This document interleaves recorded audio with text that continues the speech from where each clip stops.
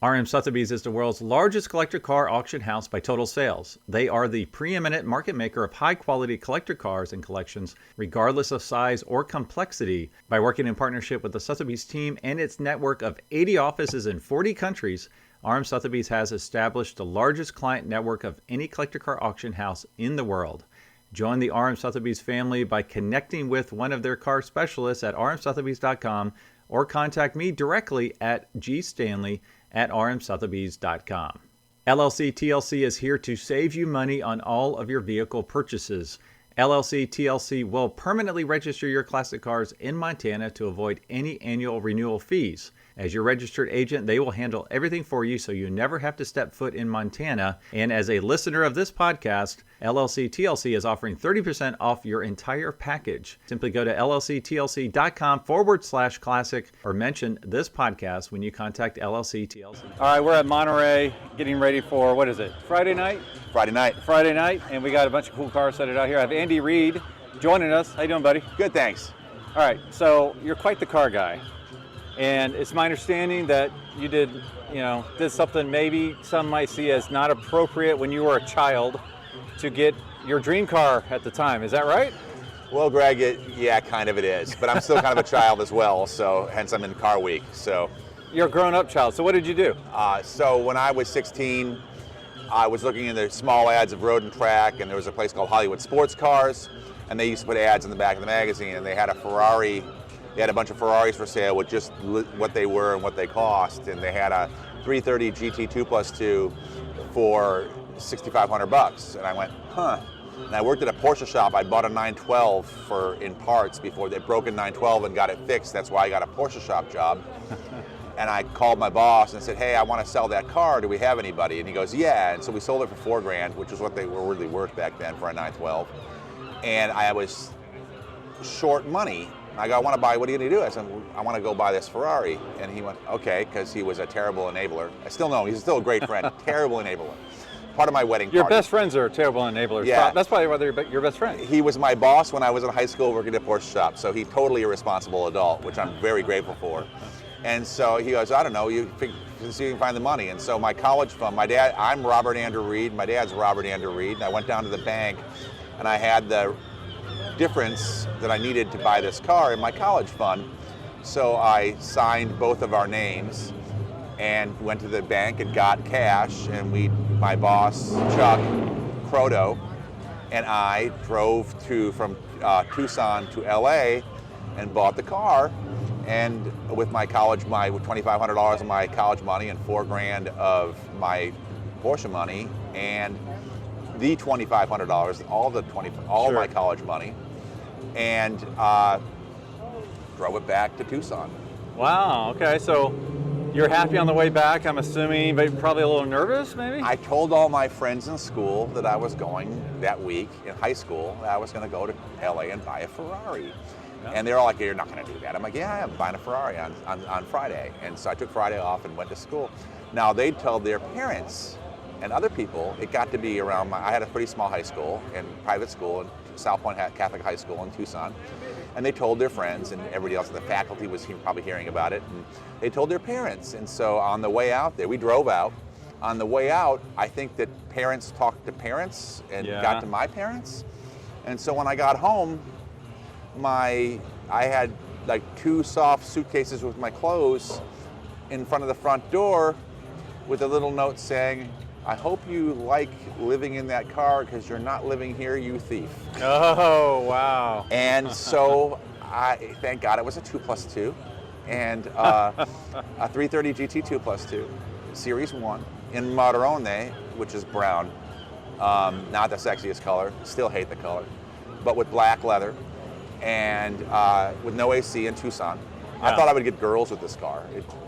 No. But I had a Ferrari in high school. Yeah. And it led to kind of everything else.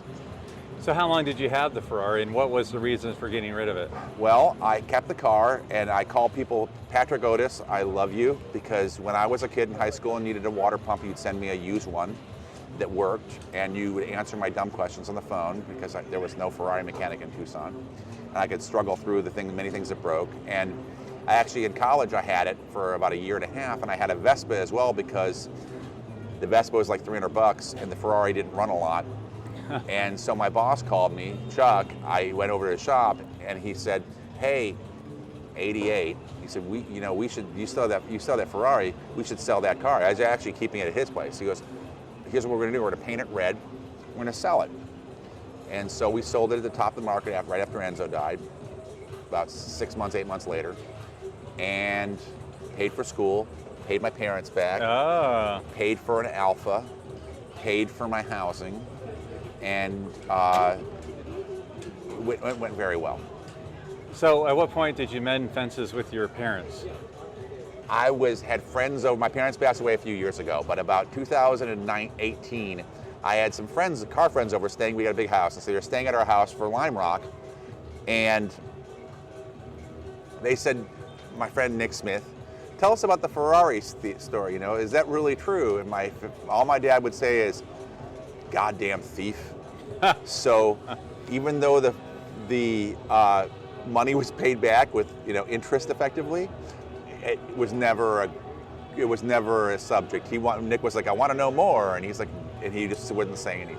Oh wow! So it was a sore spot for decades. Forever. Forever. Yeah. Okay. Well, that's a great story. I can't say I have one like that, but anyways, I appreciate you being here. And I'd love to know, we talked about some of these cars that are coming up for auction tonight, just your thoughts on a few. I mean, we'll walk and talk, and you kind of tell me what you like. Absolutely. Well, this is really cool. This is a 52 300 Mercedes 300 Cabriolet Adenauer. And these cars were a very special car when they were new, very, very specific client base, very high end. Basically, the mechanicals are 300 SL stuff underneath here for the most part. The engine, basically, not injected things, but still, really great running gear, a proper, fast, four-door open touring car. And we were crawling over this one, and this is one of the nicest ones I've ever seen. I mean, every bit of this restoration is like top notch. Right. I like it. It's a really neat car. It's one of those funny cars that falls in between, though. It's kind of a tweener in that it's a great car to drive, to take to a local, regional concours, but as a national level, there's really not a class for these. And so, And so as a result, you're kind of stuck with just enjoying the car. It's a car you buy to love and enjoy. You take it on a vintage tour, it's fantastic. You're going to be comfortable. You're going to pass on all the Italian things that are broken on the side of the road and wave as you go by in your convertible Mercedes. And it's got a great top and great windows. And so when it rains on the tour, any tour, let's say the Colorado Grand or the California Mille, when it rains, you can put your top up and roll up the windows and still be comfortable, as opposed to the guy who's in a 550 Spider or something and thinks that's a great idea in the rain. So, yeah, and this is for audio-only listeners. This is kind of a medium green, beautiful green with almost like a seafoam interior. Just a beautiful color combo. Oh, look at this. Yeah, it's lovely. I mean, and it's just a really nicely done, fresh restoration. This is really, really, really good stuff. And this is an example when you want to buy the best one you can, because restoration receipts for this car are over $400,000. Yeah, and the cost of the car, I think the high estimate is $3. So for less than the cost to restore a car to this level, you get the car. You basically buy the car and the restoration's for free. Right. So. Right. All right. Well, what's next? Okay.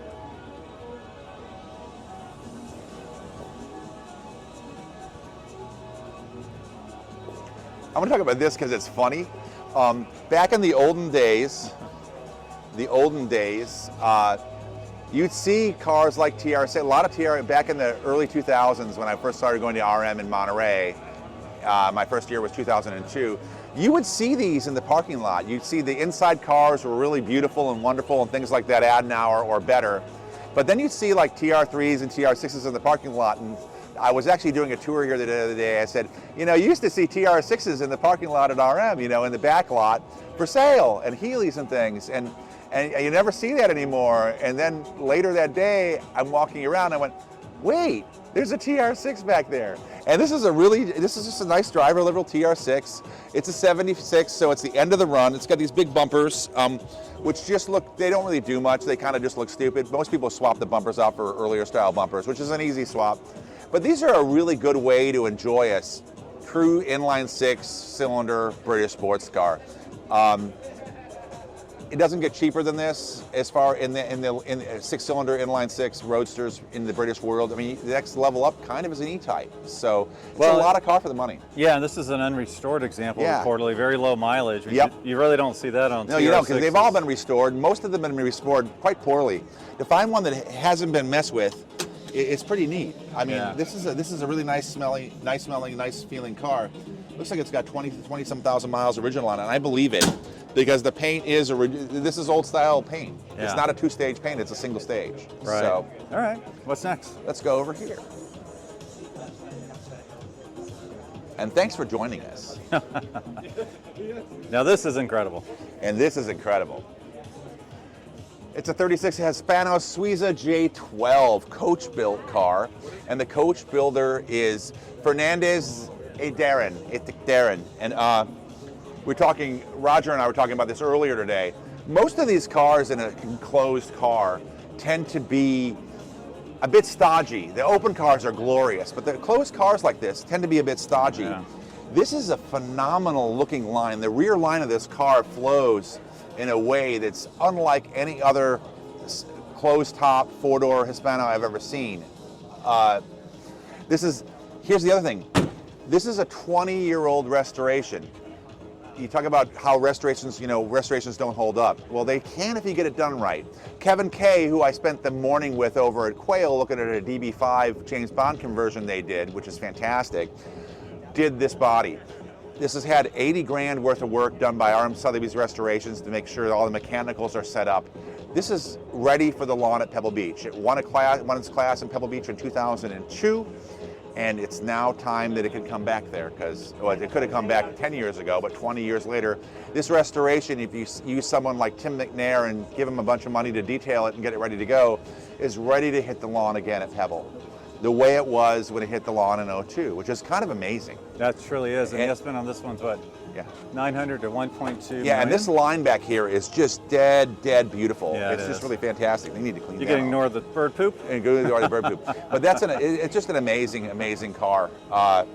So, someone's going to buy it, and you'll see it at Concours all over the world next year. Okay. Next one is one of my single favorite automobiles, and my single favorite lot here probably that's not Ferrari, right? So. It's a Bentley Continental R Fastback. There's a number of reasons. This is Mullner body, which is the one I like the best. The reason it is this smooth. Some of them are a little bit boxier. The curve here is just breathtaking. Also, most of these, or the great majority of these, are right-hand drive, which is no fun in the U.S. for a car this big. This is a left-hand drive example. It's also a floor shift example, and they weren't all floor shifts. Oh yeah.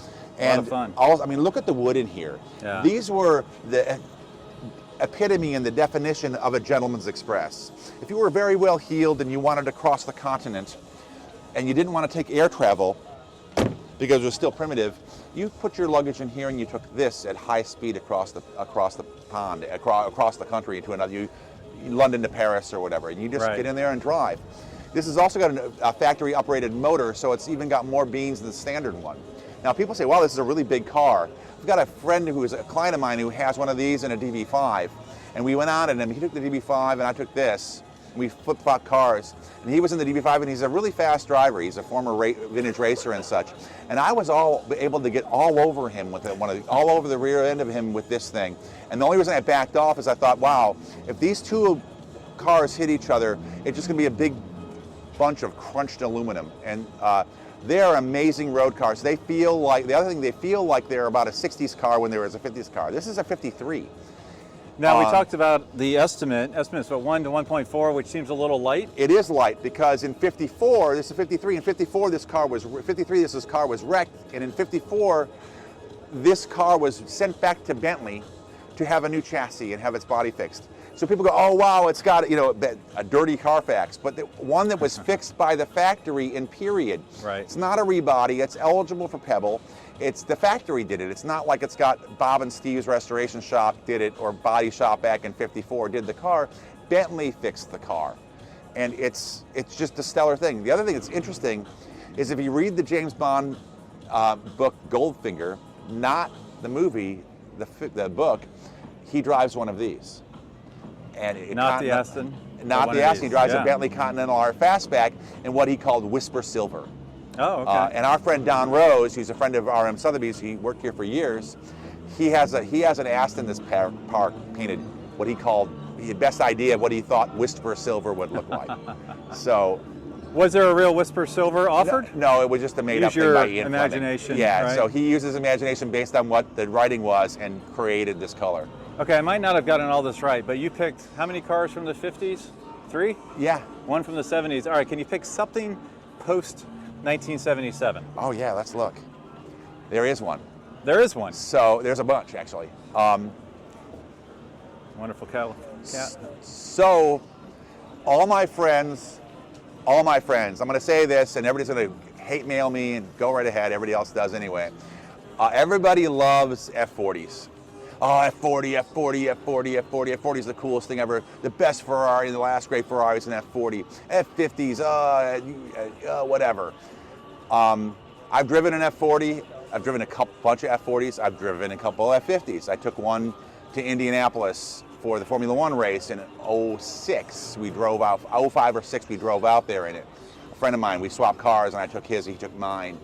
And he had an F50 and I had an old car. And these cars are amazing. Yeah. These are, where the F40 was basically a GT car built as a homologation special for racing, the F50 was something altogether different. This was a car developed with the Formula One team and Michael Schumacher to be the ultimate supercar Ferrari. The one issue they have is that the roof that it comes with is not really a roof, so you got no roof. So that's a downside. But as a driver's car, I think these are absolutely phenomenal things. And there's all kinds of Formula One tech in these things. I mean, look at the carbon here. Yeah. These are amazing, amazing cars. Notice the gated shifter, which is really nice. Find one of those in an Enzo and I'll give you all the money I have in the bank, because there's no such a thing. Now, what is it, 349 of these? Because they thought they could only make one less than demand? Yes, which is a fraction, which is a quarter of as many, effectively almost a quarter of the F40s that were built. Yeah. And, you know, also, it's a comfortable car for a tall guy. I can get in this car, not a problem. It's easy. But they're also remarkably fast and make great sounds. And it also, beyond that, compared to an F40, it's just a more comfortable place to live. And it's just a more comfortable place to drive, as long as it's not, if it's sunny like this, you're going to bake your brains out. Right. But everything, it's just a bit more modern, a bit more developed. An F40 is a crude thing on purpose. This is quite a bit more sophisticated. Yeah, and they've aged tremendously well. Indeed. I did not care for these when they first came out, but now I really do like them. I was the guy that loved these from the get-go. It's funny. And I've got probably 1,100 miles behind the wheels of these things. And the Indy trip and there and back and a couple others. And I really like them. It's really, really, really cool. And I love the Schumacher connection. A huge Schumacher fan. I got to meet him a number of times and spend some time with him at Quail many years ago. And so it ties into all this stuff I really groove with. To me, of all the special Ferraris, it's kind of the last one of that classic era I care about. Now, the new Daytona is amazing, but this is something altogether different. Well, and it's really nice. You know, you can actually see right through to the engine through the screen back here. Yeah, and through the engine under glass up here, glass which is really, really cool stuff. Yeah, it is. Very, and they sound glorious. So yeah, I'm a big fan of this. He's a nice car. So you can't carry anything in it. So you don't want a passenger. You throw your crap in the passenger well. Sure. Because if you're going somewhere, you don't have any space for anything. But that's not what these are for. Right. Yeah. But yeah, huge fan of these. I think what's the estimate on this one? Because I think they still have a way to go. They're up there. It should be over 4.5 to 5, which is higher than F40s finally. Yeah. A little bit. And I think with the low production, they should be higher than that. I think in 10 years, they're probably 10. Right. Well, they're so rare. Yes. That's the biggest thing. I'd want one with miles on it, because everybody loves low miles until you have to own a car that has no miles on it and rectify and fix everything. Yeah. Cars don't like sitting. Well, Andy, I appreciate you walking around some of your favorite cars here. Thanks for asking. Yeah. Thanks for being on the Collector Car Podcast. Have a great day.